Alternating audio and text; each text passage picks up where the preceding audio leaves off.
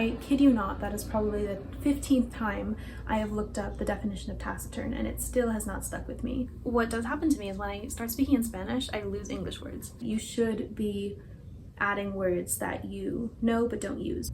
Hey everyone, welcome back to my channel. Thank you so much for watching, for joining, for subscribing. The amount of growth we've seen in the last couple of days has been astonishing, and I'm really happy to read all of your comments. So leave comments, give me book recommendations, all of that. I will be very active on YouTube. Today's video is a really highly requested one. It's how I expand my vocabulary through reading. And I've designed this video to be useful to you in your native language, but also in a language that you're learning. The tips range from really easy, bare minimum, to very in-depth, very time-consuming. I recommend the more time-consuming tips for a language that you're learning as a second, third, fourth language, whatever. And you can kind of get away with less for your native language, although feel free to go all the way because you'll really get a lot more out of it. One last thing, these tips are cumulative, so if you are planning to go for the most difficult tips, definitely watch through the whole video, starting with the easiest ones because they apply all of the time. You should always be putting these things into practice if you want to expand your vocabulary. So the bare minimum is to read and learn words passively. This just means read more. The more you read, the more words you're going to encounter. Then when you do see a word that you're maybe a little iffy about or that you completely don't know, take a look at it, slow down, try to guess what the word means from context. Then you can tap on the word. If it's an ebook, do a Google search, just look up the definition, get the meaning, play the audio recording, maybe repeat the word, and that's it. So you've done more than just breezing by the word.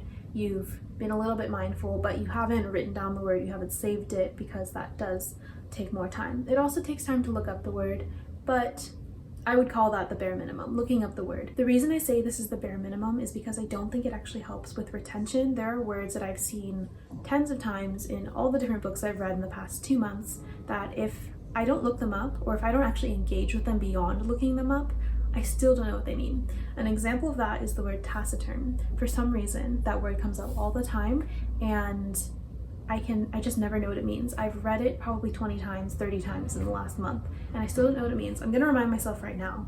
Right, so for an example, I've just done a Google search, and now I can see it's to describe a person, someone reserved or uncommunicative in speech, saying little. And then I'm gonna play it. Taciturn. To make sure that I'm saying it the right way. It's a really great word. I see it all the time, and doing that Google search isn't enough. I kid you not, that is probably the 15th time I have looked up the definition of taciturn and it still has not stuck with me. So if you have a similar problem, then continue with these tips because I think that they're crucial to actually retain the words and start using them, especially in a non-native language. So one step up is to start writing down your words and then looking at them again. The reason you're writing them down, yes, it's for retention, but it's really so that you can look at them again. This can be as simple as keeping a list in a notebook, scraps of paper, whatever's next to you, notes on your phone. A step up from that is to then, with those words, make them into flashcards or some kind of device where you can really study them again, because reading a list of words is not really great for retention. If you're at all into learning how to study more efficiently, all of that stuff, I'm sure you've heard of spaced repetition and the fact that you need to be grabbing things from your head and trying to retain them in order to learn them. Just reading them is very, very passive, and basically the more active your learning is, the more you're going to learn. So my preferred method for writing and then later studying these words is to use Quizlet. A lot of you had questions about this, so here it is. First, I have on really my phone, but my phone's recording, so here's my iPad. I don't know if you can see, but it's just a list of vocab I've collected probably over the past month. I am not very good at updating my Quizlet every day, every week, so I just let these words build up on my phone, and then I will bulk transport them to my Quizlet deck. Basically, I have all the words here. At the beginning, I was defining them, but no longer. I'm gonna deal with that later. I just have the words. Then I happen to be putting them into a Google Doc. That's an unnecessary step. It's just so I can copy paste. And then I am pasting each word into a Quizlet card. And then what's nice about using Quizlet, and I assume this works for at least a couple other languages than English, is that once you put the word in, as long as you let them know that you're translating into English, they will suggest definitions. And I will look through the definitions, pick the one that I think is most concise and most useful, and I will use that one. Sometimes I will then copy paste or copy that definition, delete it, and then pick a different definition that looked different and added more information, and then click that one and then paste the old one back so that I have two definitions. If I don't think it's sufficient at all, I'll just do a Google search and put the definition that I like from there. So that's how I create those cards. I will go through every single new word that I have here and create a card for them. And then I have the Quizlet deck. So I have words and their definitions, really basic flashcards. The reason Quizlet is nice is because it's so much faster to use the autocomplete definitions that I believe other users have generated.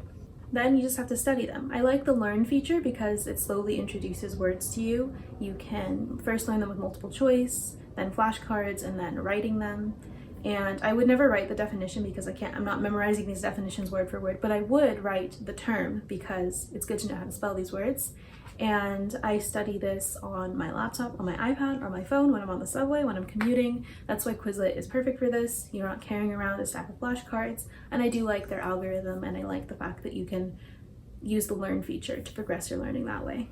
By the way, I do include words that I know but don't use. There are a lot of words where I'm like, oh, I understand what that means, but I know I've never written that word, never spoken that word, and I want to incorporate it into my active vocabulary. Those words will make the Quizlet deck, and they will make any other method I talk about today. You should be adding words that you know but don't use, because part of the fun of all of this is not just to understand more, but to be able to express yourself better and sound more intelligent. I have used Anki or Anki for other flashcard purposes. The reason I chose not to use that program, even though it has a really good algorithm and spaced repetition thing going on, is that I can't autofill the definitions, so I would have to look them up. So if you're willing to take that extra step and create your own definitions, or if you're using some of the later tips to create your own sentences, I would highly recommend using Anki because their algorithm is better than Quizlet's, and there are no ads and all of that. And I believe that there's an iPhone app. I don't know if it syncs. I'm assuming it does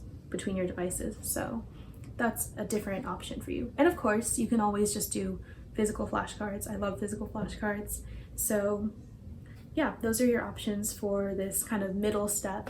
This is where I stop with English words. However, the next steps, the next tips are good for languages that you're learning. The next step up is to do more research. So when you encounter new words, not only are you racing to write it down so that you can continue reading, you are looking up more deeply. You're doing more research about each word. This means paying attention to the context in which you found the word. So this is a form of appreciation for the author you're reading, but also a great way to get your first usage example of the word that you just learned. Always try to figure out the word's meaning from the context before you rush to the dictionary, because in that process of trying to understand and recall and make connections, you are going to be solidifying your knowledge of the word. Something I love to do when I learn a new word is to look up synonyms of that word, because then you're grouping words together by their meaning. You have more at your disposal when you're writing and speaking, and it's super easy to make those connections because those words are highly related. Let's do an example. Fastidious. Fastidious. A word that I learned was fastidious. This is one of the words that I kind of know, and in context I usually would breeze over, but in this case I decided to write it down because, as I said, it's really good to learn those words that you kind of know. So I would listen to it. Fastidious. Fastidious, because I was saying it wrong in my head. So fastidious. Say the word out loud. I'm going to read the definition. It is very attentive to and concerned about accuracy and detail. So maybe I would even try to come up with some synonyms that I already know. So that sounds like meticulous, I guess detail-oriented, precise maybe. Let's see what other synonyms there are. Scrupulous, so that's one that I kind of know, but I would never use because I don't know it well enough. So I'm going to take a look at what scrupulous says. Scrupulous says diligent, thorough, and extremely attentive to details. So it's basically the same word, not the same word, the same kind of meaning. So we have fastidious, scrupulous, punctilious. I've also read that one. I don't even know how to pronounce it though. Punctilious. Punctilious. So that means basically the same thing, although it also includes in the definition something about correct behavior. So it's a slightly different usage. So fastidious, scrupulous, punctilious, meticulous, assiduous, painstaking. I don't know assiduous. Assiduous. Assiduous, sorry. See, I don't even know how to say all these words. Showing great care and perseverance. So it's slightly different. So it helps to look at these synonyms, bulk learn them together. I wouldn't just read them, I would probably write them down together, make flashcards for all of them. But as we just saw, there are slight variations in their meaning, and by reading the definitions, even if you note those variations, you're not going to really know how to use them differently. Right now they're kind of all the same word in my head. So this is where writing your own sentences and just reading sentences with these words comes in handy. This works better, I believe, for languages that you're learning, because if you're working in your native language, you probably already have a sense for this, but it's learning the related words. So for fastidious, I'm assuming there's a word fastidiousness and fastidiously. That doesn't really sound like a word. Let's see. We definitely have fastidiousness. I'm not sure if fastidiously is a word because that sounds kind of weird. I guess you would have to say like in a fastidious way, fastidious manner. Let me know if fastidiously is a word. I can't even say it. Let me know if that's a word. This would work better for a language that you're learning because I know the rules basically subconsciously of English, I guess would be morphology for the linguists out there, and I don't really need to study it, but for learning the morphology of other languages, basically the rules that put word chunks with word chunks together, it could be really helpful. So in Spanish, that's another thing actually. If I'm learning the word fastidious, I'm never going to forget that word, by the way. If I'm learning it, I might as well also learn it in Spanish because that is the main language I'm focusing on right now. So it looks like it would be in Spanish, fastidioso. If you're learning a second language, third language, whatever, I wish I was learning a third or fourth language, look up the new words you're learning in your native language in your new language, or vice versa, even though you probably know the word in your native language if it's your new language. We move on. Oh, one more thing that you can look up if you're super into language linguistics like I am, go look up the etymology of the word. So the roots, its parentage, basically where it came from. Let me get you an example. You definitely don't need something like this. You can just use the internet, but this is a dictionary of word origins. So the word fastidious isn't in this. This tends to have more common words, I believe, and perhaps words from a single origin, I'm not sure. Most convenient though is right in the definition when you look it up on Google, you do get the word origin. And it comes from Latin fastidiosus, so almost the same, from fastidium, loathing. So it originally meant disagreeable, later disgusted. The current meaning comes from the 17th century. So this is not necessarily going to help you know the word, but the more you do of these, perhaps you can start making connections between words. Because there's so much Greek and Latin and English, it can be helpful to study those roots, but that's more if it interests you. It's not the most efficient way of studying. So the most you can do is create something yourself, and this is going to help you know this word inside and out. You're going to know everything you need to know about it because it's your sentence and it came from your brain, so you're more likely to remember it. You're writing a sentence, you're using the word in context. You probably have to read some sentences using the word in context to really understand how it works. Remember when we read all of those synonyms for fastidious, it was like, what's the difference between all of them? If I really wanted to, I could write a sentence for each of those synonyms. I don't have the patience or energy or time to do that. However, maybe I would do it in Spanish, I'm not sure. But I would do it at least for some key words in English that I tend to forget. So taciturn would be one that I should really write a sentence about. Let's write a sentence about fastidious today. You can just look up sentences with insert word and you'll get some examples. Sometimes you can find examples from literature, which is fun. So we have here, Denton was fastidious about his appearance and he expected the woman at his side to mirror that image.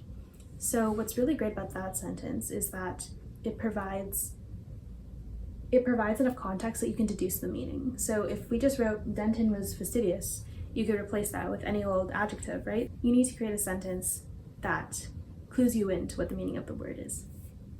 I'm normally very fastidious about citing my sources on this blog.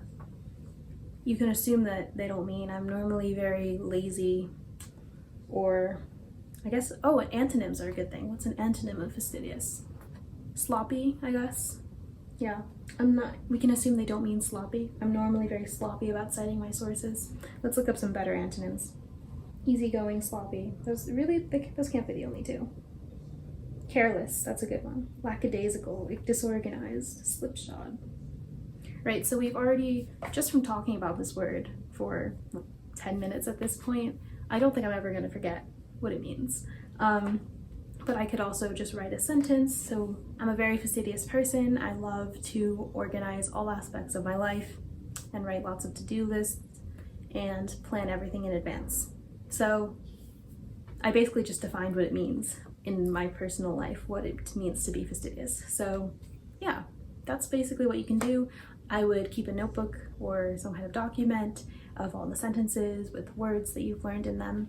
Feel free to challenge yourself and make a sentence with multiple of the words you're learning in them. This particularly applies to languages you're learning, so it might not just be the adjectives, but just throw in like a subject that you would never talk about. So if you don't know how to say something like lawyer, then make lawyer the subject of your sentence, obviously in the language that you're learning, and maybe add some other verbs and adjectives that you don't know. Challenge yourself by grouping as much new information together that makes sense in a way in your head, because as long as it makes sense to you and you've created it, it's going to stick so much better.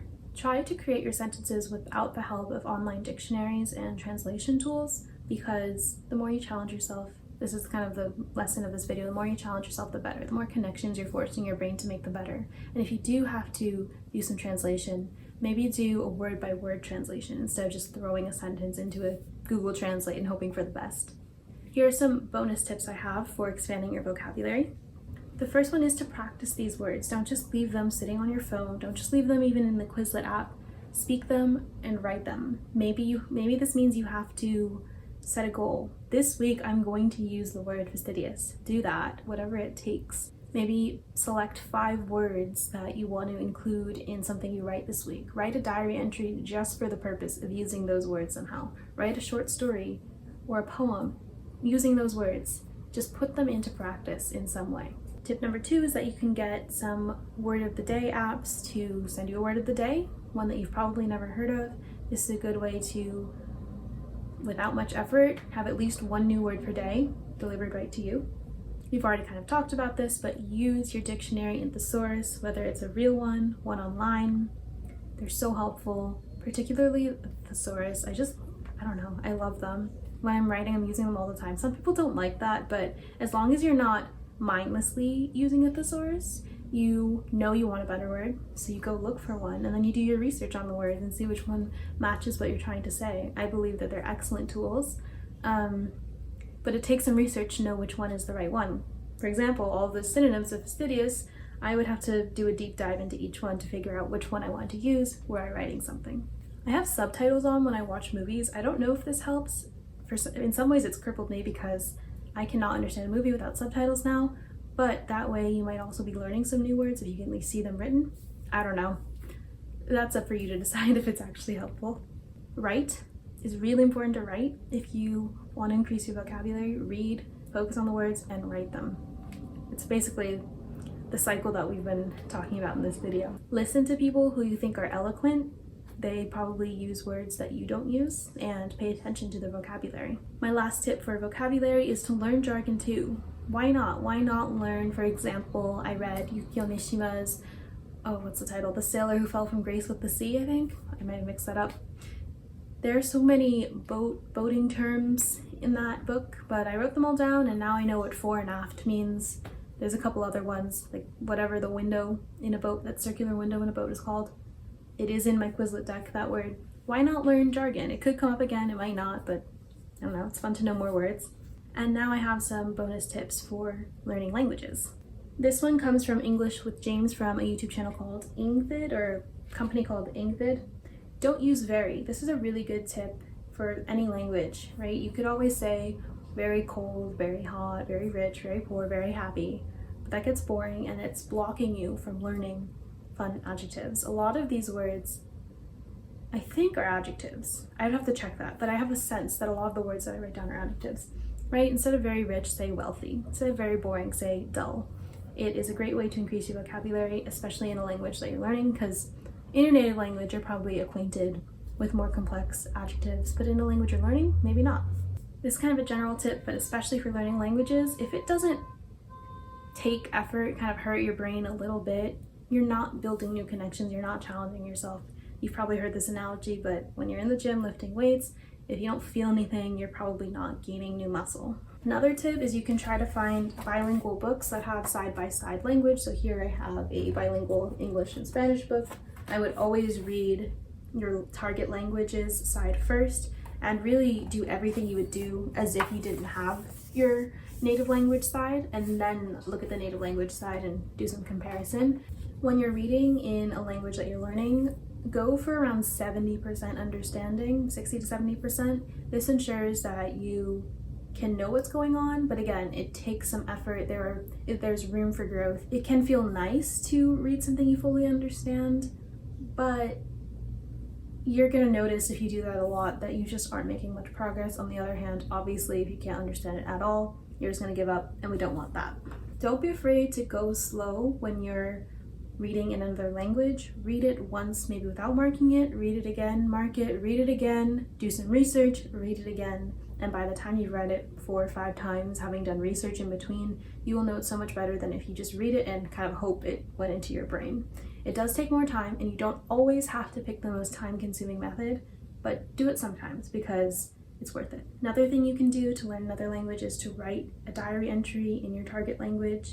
You can also write it in your native language and then try translating. Try translating anything you've written in your native language into another language, and you will be forcing yourself to contend with more complex language, because assuming you're not writing simple words in your native language, you're gonna have to find a way to get those ideas across in a way that's hopefully equally as complex. Rapid fire tips for learning languages: consume content you enjoy in your target language, do research in your target language, so Google searches, learn topic-specific vocab. If you really like photography, learn about photography in the language you're learning, switch the language on your phone, walk around the street naming things in your target language, and notice longer and more complicated sentences that you speak in your native language and try translating them occasionally. Or notice longer sentences in the language you're learning and try to internalize them, because we can all say after a couple classes, I like cats, I go to the store, but can you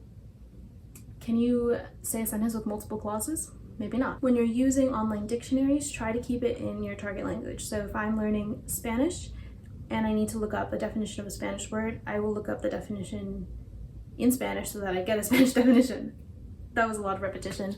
I think you get what I mean. I don't want any English in there. Once you're at an intermediate-ish level, you can do that. And as a final note, don't feel pressured to always do all these tips. As long as you're doing it more times than not, you are going to be learning.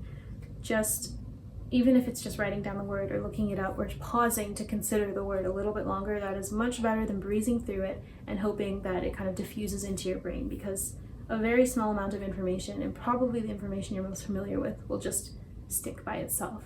So if you're making the effort at least some of the time, you're improving, because I feel like, at least for me, I watch a lot of these tips, how to do XYZ videos, how to study better, all those kinds of things, and then do I actually implement it? I'm not sure. So take what you want from this video and implement what you want and what you can when you feel like it, as long as it's more than not at all, I guess. Now we're gonna go to the part of the video where I show you examples of how I do all these things, so yeah. Hi, we are on the floor now because I need to use my laptop. So the first thing I'm going to do is move the vocabulary from my notes app onto a Google Doc where I format them, and then I'm going to start moving it into Quizlet, and I'll show you how I do that.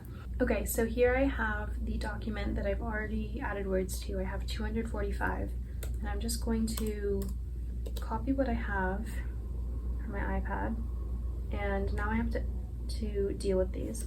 So I'm actually going to delete these definitions that I had put for these words because I don't want them here.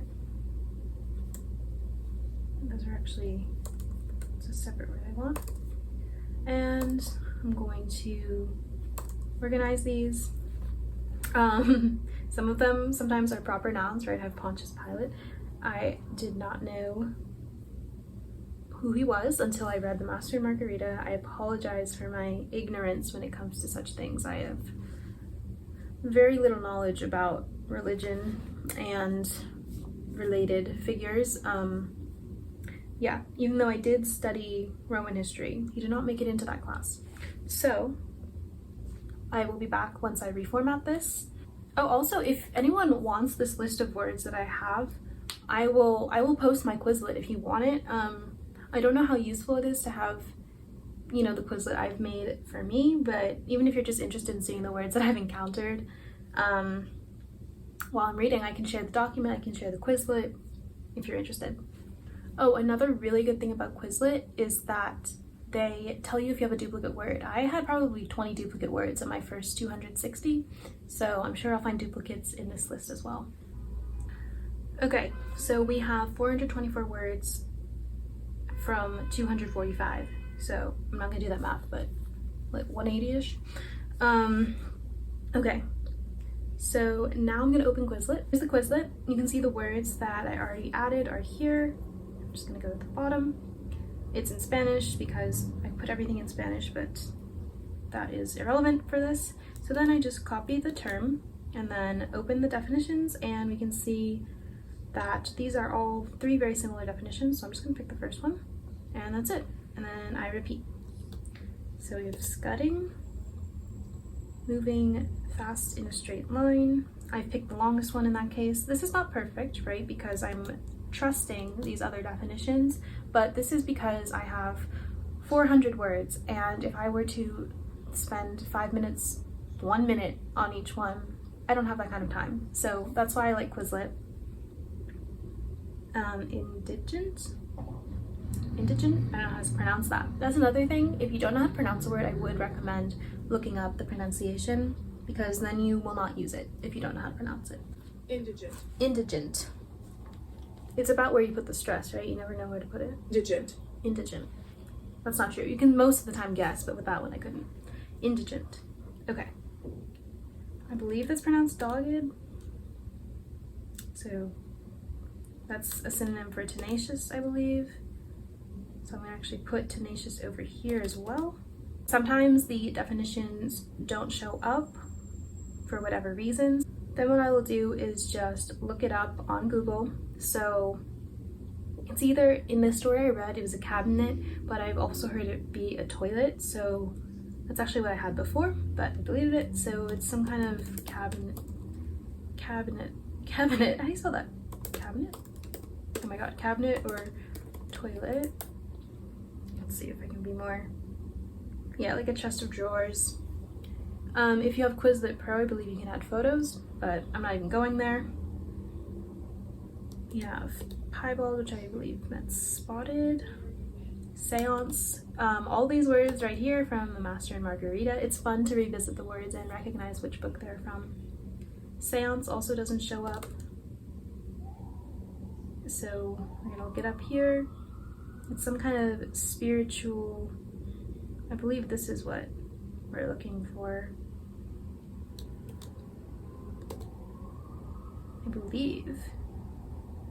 Yeah, some kind of meeting with spirits. So I will just also write that. I use the generated definition if I'm satisfied with it. If not, I'll look it up, create my own, add my own insight, add some synonyms if I feel like it. Whatever I think will help me.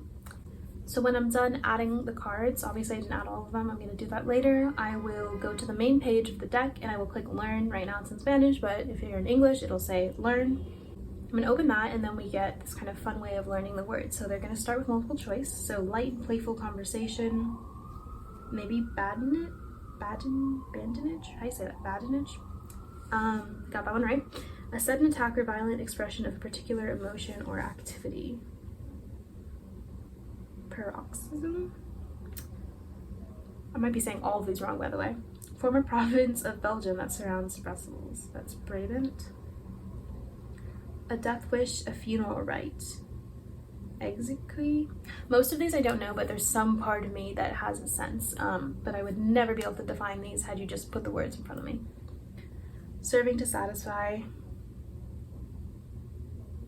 It's one of these two. I don't even know what action means. I mean, why is it there? Expiatory?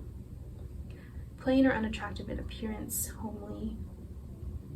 Habitually silent or quiet, inclined to talk very little. Taciturn, it came up.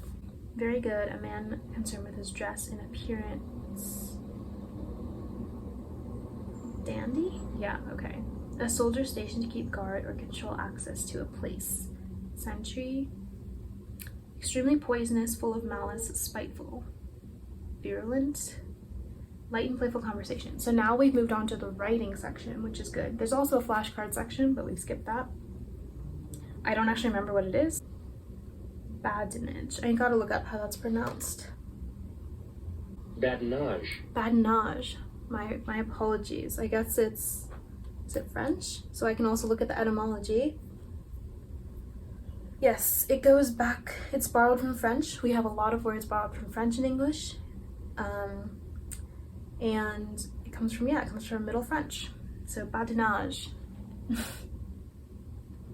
This is why it's important to look up your words. Okay, a sudden attack or violent. So yeah, we just looked at this one. Even though I was able to get it with multiple choice, I can't recall it. I can't write it. Expiatory, is that what it was? That was a completely different word. Okay, it's paroxysm. Okay, this was, oh my goodness, the former I don't remember. Brabant. See, the writing section is really hard. Death wish, a funeral rite. This is like exequy. Yeah, okay. And then they compliment you. You can see my ads. I shop on ThreadUp. Light and playful conversation. Badinage. Right, so it continues like this. Serving to satisfy, I don't know. Expiatory. Oh, that's what expiatory is. Homely.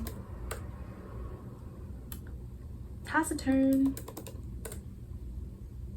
Now I will never forget what taciturn means or fastidious. So I've learned 2 words at least from this video.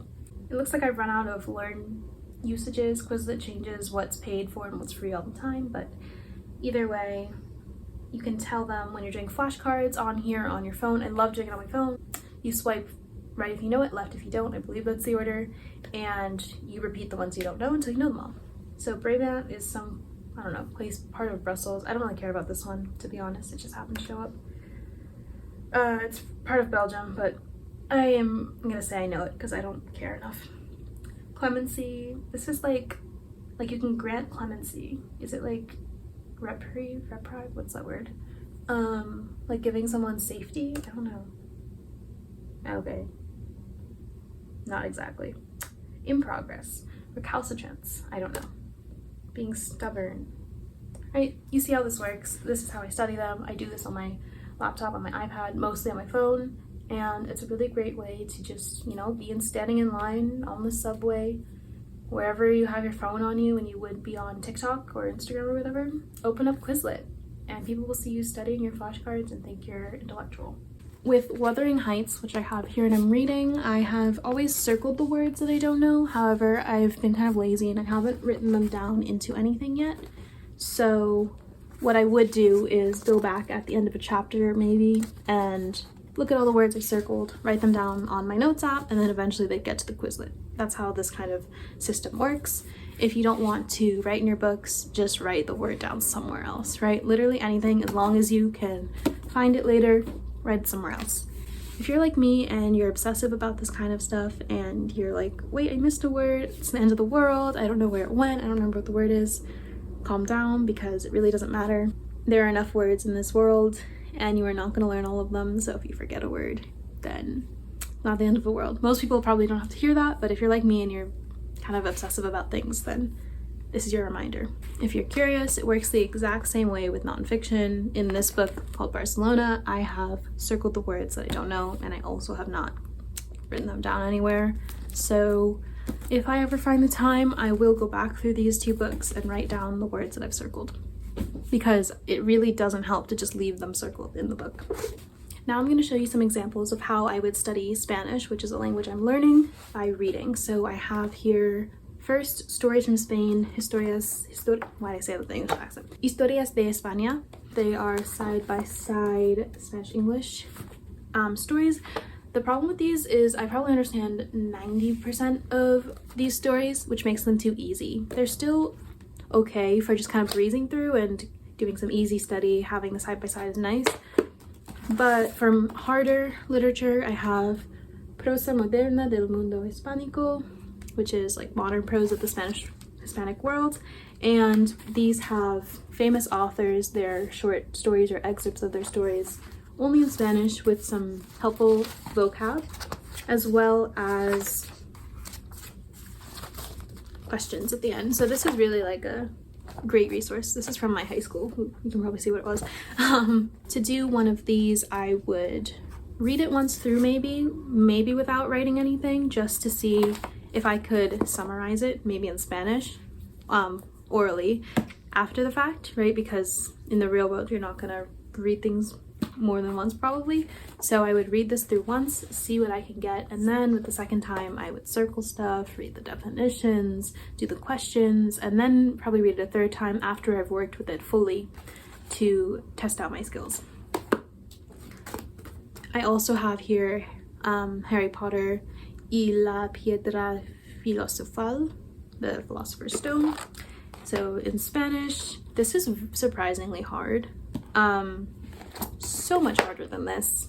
It's Harry Potter, but like, man, the vocab in, why'd I say it like that? The vocab in here is, you know, like what a 9-year-old knows in their native language in 9 years is crazy. Like so much more than I know right now.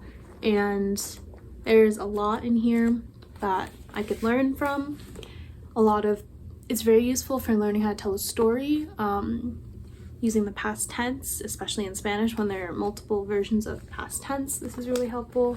And what I have in here is way too much writing. I did this years ago.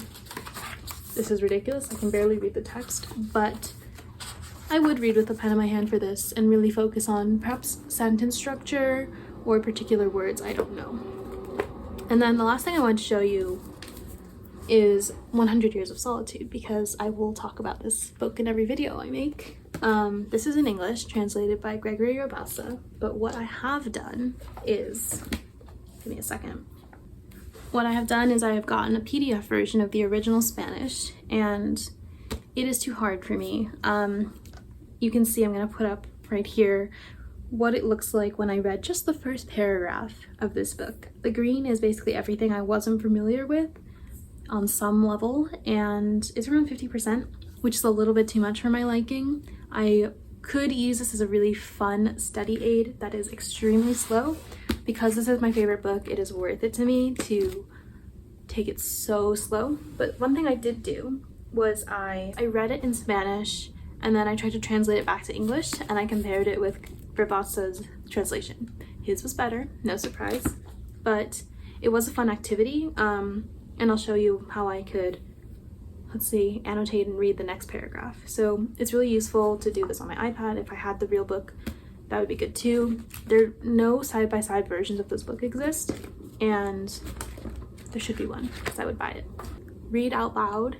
It helps so much with your pronunciation when you're learning a language, so let's do that. En marzo volvieron los gitanos. Esta vez llevaban un catalejo. Oops, that's really thick. Un catalejo y una lupa del tamaño de un tambor. So, already 3 words I don't know. I probably should read this through without stopping for the vocab, but whatever. I'm not following my own advice. Do as I say, not as I do. Que exhibieron como el último descubrimiento de los judíos de Ámsterdam. Mediante el pago de 5 reales, la gente se asomaba el catalejo y veía a la gitana al alcance de su mano. José Arcadio Buendía, que aún no acababa de consolarse por el fracaso de sus imanes. That's not straight. Let me do that again. Don't be like me. Don't redraw lines because they're not straight. Concibió la idea de utilizar aquel invento como una arma de guerra. Melquiades otra vez trató de disuadirlo. That's a good word. I think that means dissuade. So I'm gonna highlight that one because I want it to know it. Oh, those are burns, quemaduras, I think. Yeah, burns that became ulcers and took a lot of time. Oh, hard. Okay. See, I'm learning a lot actually. Tardar, which is really hard to say, is, I think it's a word that means like to take time, like tardar mucho tiempo. That's something I had to write recently and I didn't know how to say. And I guess sanar is heal. So I actually could read this, but it would be very slow. So this is kind of ideal for my level. This is a little too easy. This is probably ideal. And this is like a real challenge, but real fun. I hope this provides an example of how I would apply this to learning another language. Obviously, it takes a lot more time and effort because ideally what I would do is after doing all that highlighting, start building flashcards of these words or sentences with these words, trying to speak with these words because speaking is my, what's the word? What does happen to me is when I start speaking in Spanish, I lose English words. My weak point is, that's not the word I want. Oh, I'm making a video about words and I can't find the words I want. Weakness. Yeah, my weakness.